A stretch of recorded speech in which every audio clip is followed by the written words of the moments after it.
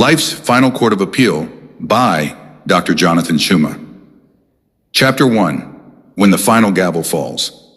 Every life is a case in progress. Each day you rise from your bed, you step into a courtroom not built of walls, but of choices, values, and actions. In this court, there is no escape from accountability. You are both defendant and witness. The gavel may not strike every evening, but one day it will fall with finality.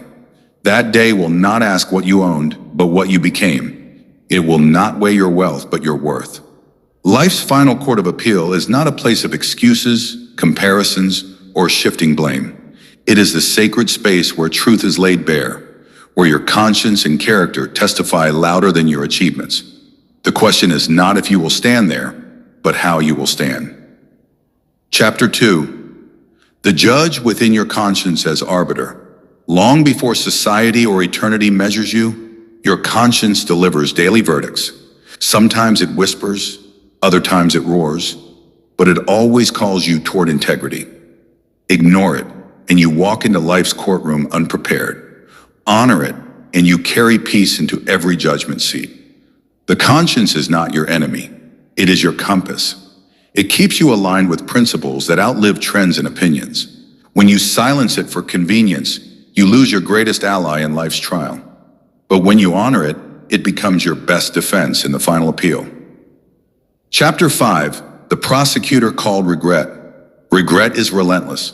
It gathers evidence in the shadows, waiting to present its case against you. It remembers the words left unsaid, the risks never taken, the kindness withheld, the forgiveness delayed. When you live passively, regret becomes your most aggressive prosecutor. But regret is preventable. Every courageous yes, every purposeful step, every timely embrace is evidence that weakens its power. Today's decisions are tomorrow's defense. Chapter 7. The law of truth. Nothing stays hidden forever. Truth is the ultimate law in the final court of appeal. Lies may buy time, but they never buy freedom. What is concealed in shadows eventually surfaces in light. Success built on deceit is a temporary victory. Integrity is the only verdict that lasts. When you embrace truth early, you live without fear of exposure. You walk lighter, freer, stronger. The court of life rewards honesty with dignity that no wealth can purchase. Chapter 12. The law of legacy. What remains after the verdict? When the final gavel falls, it will not echo only in your life, but in the lives you've touched. Legacy is the evidence you leave behind. Your impact on family, community, and generations unborn. It is the silent witness that testifies long after you are gone. To live without legacy is to win every argument, but lose the case of life.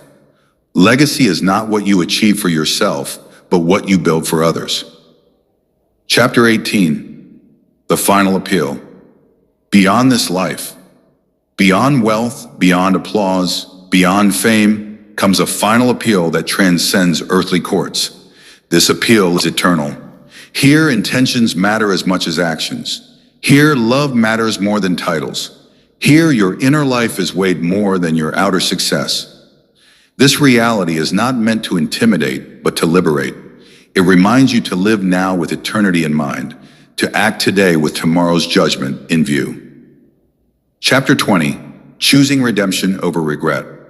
Mistakes do not have to be your final testimony. Redemption is always possible. What matters is not how often you fell, but how often you rose with renewed strength. Regret chains you to the past. Redemption frees you for the future. Your appeal is strengthened not by perfection, but by transformation. Choose growth. Choose forgiveness.